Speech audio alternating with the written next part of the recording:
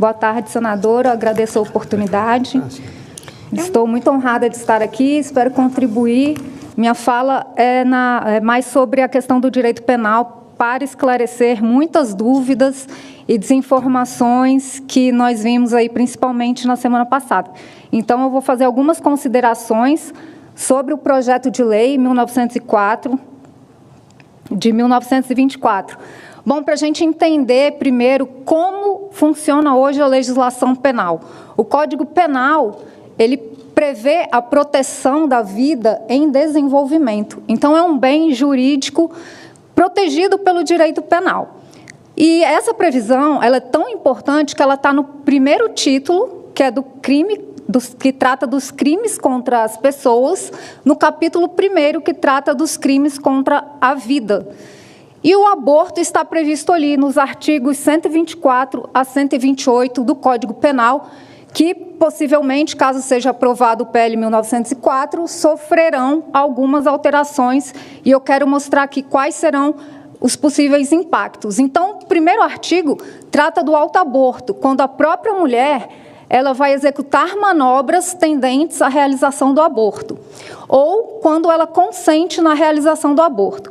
Hoje a pena é muito baixa, uma pena de detenção de 1 a 3 anos. Isso significa que é possível, inclusive, a suspensão condicional do processo, que, como o próprio nome já diz, permite que o processo seja suspenso de 2 a 4 anos, desde que previstas algumas condições em outro artigo do Código Penal, que não vem aqui ao caso adentrar nessa questão. O artigo 125 e o artigo 126, eles tratam do aborto quando esse aborto é provocado por terceiro. E é importante aqui mencionar, antes de falar sobre a pena de cada um desses artigos, que o Código Penal, ele não define o que é aborto. Ele fala apenas provocar aborto.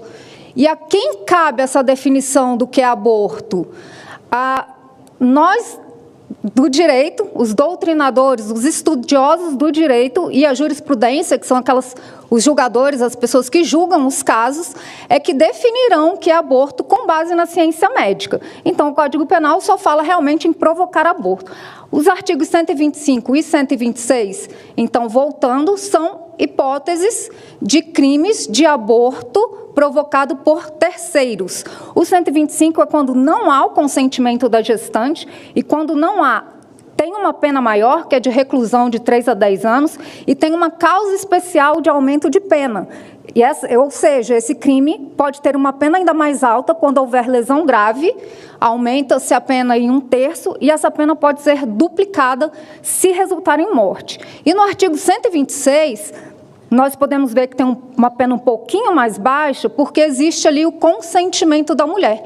Então, o terceiro provocou o aborto e a mulher consentiu. Essa reclusão é de 1 a 4 anos, e por ter uma pena mínima de até 1 ano, também permite a suspensão condicional do processo, mas ela pode ser maior, de 3 a 10, quando essa gestante tiver menos de 14 anos, ou quando tiver alguma doença mental, por exemplo, ou quando o consentimento dela foi obtido de forma inválida, por meio de uma fraude, por meio de violência ou de grave ameaça. E também tem aquela causa especial de aumento de pena se houver lesão grave ou se houver morte.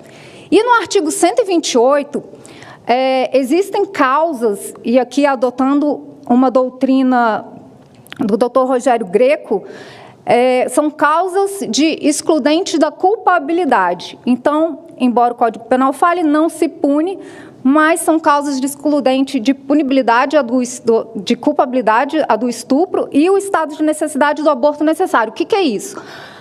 O Código Penal não pune quando o médico precisa fazer o aborto para salvar a vida da gestante.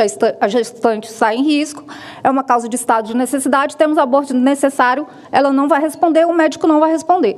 Da mesma forma, não se pune quando existe uma gravidez que resulta de estupro e tenha um consentimento da gestante para fazer o aborto ou do seu representante legal, se ela for incapaz. E nós temos ainda uma terceira hipótese de não se punir o crime de aborto, que é uma invenção do Supremo Tribunal Federal. Essa hipótese não está prevista no Código Penal, mas o STF decidiu que, no caso da anencefalia, também não haverá punição. E a questão aqui é, para a gente refletir, o que mais o Supremo Tribunal Federal vai criar nesse sentido? Então, complementando a apresentação da doutora Annelise, que trouxe esse histórico internacional referente ao aborto, é importante que a gente também tome conhecimento da justificativa do projeto de lei. Quem escreveu merece parabéns, está excelente.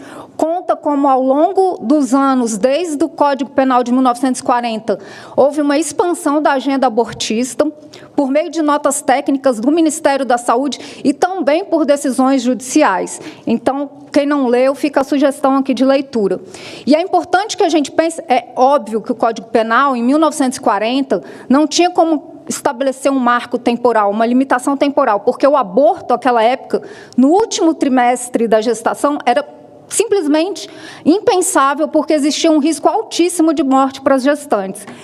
Além disso, não havia anestesia de forma ampla.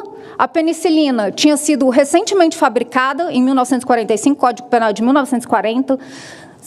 Nos casos de parto cesárea, praticamente uma mulher em cada 5 morria, e não havia a sistolia fetal.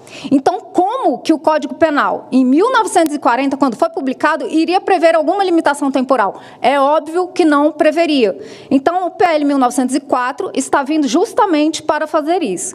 Então, com o desenvolvimento da tecnologia, hoje a gente consegue verificar a viabilidade desses bebês com mais de 22 semanas.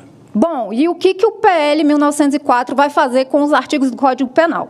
Aquele primeiro que a gente viu do autoaborto, essa pena, que era de 1 a 3 anos, ela pode passar a ser de 6 a 20 anos de reclusão, que é uma pena do homicídio simples, desde que haja viabilidade do feto presumida acima de 22 semanas. E vai ter a possibilidade, que não existe outra, hoje, não existe essa possibilidade do perdão judicial. O que é o Instituto do Perdão Judicial? É quando o juiz, verificando no caso concreto, que aquela pena ela vai ser desnecessária, porque a acusada já sofreu tanto, o juiz, excluir a pena, ou inclusive pode diminuir a pena. Além disso, é bom a gente falar também que essa é a pena base, 6 a 20 anos do homicídio. Então, é possível, no momento da dosimetria da pena, que ela ainda seja menor do que isso, né? Porque todos nós aqui do direito sabemos que é possível diminuir abaixo ali do mínimo legal, então pode ser que venha uma pena ainda menor, se é que virá, porque tem a previsão do perdão judicial. E aí, no caso, aqui, esse parágrafo 2º, que prevê o perdão judicial, o ideal seria que ele se referisse apenas às hipóteses do parágrafo 1º, e não ao caput. Com relação aos artigos 125 e 126, que são os abortos provocados por terceiro, sem consentimento e com consentimento da gestante, embora hoje eles tenham penas diferentes, com a aprovação do projeto de lei, passarão a ter a mesma pena do homicídio simples, na hipótese acima de 22 semanas, com viabilidade do bebê, sem previsão de perdão judicial para esses terceiros que provocarem um aborto. E com relação à não punibilidade, não vai incidir essa escusa. Então, no artigo 128.2, a gente viu o estupro com consentimento, porém, se houver viabilidade acima das 22 semanas, não vai ter essa causa de não culpabilidade. Então, a gestante vai responder, e aí a gente volta para aquela questão do perdão judicial. Com relação a principais dúvidas que surgiram semana passada, eu vi gente falando assim: onde tem a mesma régua, mesma regra, mesma lógica que a da anencefalia tem que ser aplicada para o estupro? É óbvio que não, porque a anencefalia, no seguinte sentido, essa pessoa falou, a mulher tem o direito até o último dia, diante do sofrimento dela, de decidir se ela vai fazer aquele aborto ou não. Então, se isso é válido para a anencefalia, então tem que valer para o estupro. É óbvio que não. No estupro, a gente está falando de bebê com viabilidade, com possibilidade de nascer com vida, diferentemente da anencefalia, sem entrar aqui na minha opinião, que quando o bebê vai viver poucas horas. Então, como a doutora Lenise também bem explicou, vai haver uma interrupção da gravidez sem que mate o bebê, e, nesse sentido, nós precisamos fazer campanhas de divulgação e incentivar que essas mulheres tenham acesso à informação adequada sobre a entrega voluntária, que não é crime, não se confunde com abandono material de incapaz. Então, é um direito da mulher, sim, a entrega voluntária. E também afastar aquela mentalidade que o Dalrymple chama de a faca entrou, porque a culpa, para pessoas que pensam assim, nunca é do criminoso. Chegaram a dizer, né, que o projeto de lei faria com que essa mãe perdesse a guarda, porque seria homicida, o filho voltaria para o estuprador e continuaria a ser abusado ali. Então, é uma mentalidade completamente distorcida que não faz sentido.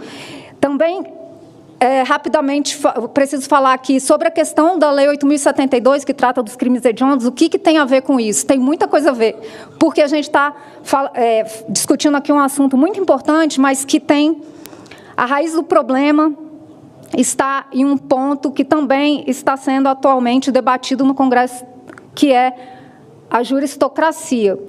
A Lei dos Crimes Hediondos previa o regime integralmente fechado, e o Supremo Tribunal Federal, com base em um princípio, determinou que isso seria inconstitucional, que o regime teria que ser inicialmente fechado. Então, eu quero lembrar aqui uma fala do ministro Barroso no CEUB, aqui em Brasília. Ele disse que a Constituição, entre aspas, quando bem manipulada, ela pode trazer qualquer solução, só não traz a pessoa amada em 3 dias. Então, a preocupação é o que mais o Supremo Tribunal Federal vai criar para afastar o crime de aborto, contrariando as prerrogativas do Congresso Nacional, suas atribuições, os parlamentares que falam em nome do povo. Então, essa é uma preocupação. Para finalizar, com relação ao Estatuto da Criança e do Adolescente, como a deputada Cristonieto falou, crianças e adolescentes são inimputáveis, se sujeitam lá às normas do Estatuto. Crianças e adolescentes não têm pena, elas praticam atos infracionais. As crianças podem ser aplicadas as medidas de proteção previstas no artigo 101, proteção, acompanhamento da Justiça da Infância, escola, programas de acolhimento. E os adolescentes, medidas socioeducativas. Então, não há que se falar em prisão, como se está sendo falado nos meios de comunicação. Para finalizar, eu gostaria aqui de clamar ao Supremo Tribunal Federal, os ministros do Supremo Tribunal Federal, para que revoguem a liminar concedida pelo ministro Alexandre de Moraes, para que volte a ter vigência a resolução do Conselho Federal de Medicina, que atuou dentro das suas atribuições, levando em conta a ética e todos os dados científicos que foram aqui apresentados pelos representantes do Conselho. Obrigada. Tá bom. Muito obrigado, muitíssimo obrigado, doutora Bianca Cabucci Rosieri, defensora pública do Distrito Federal.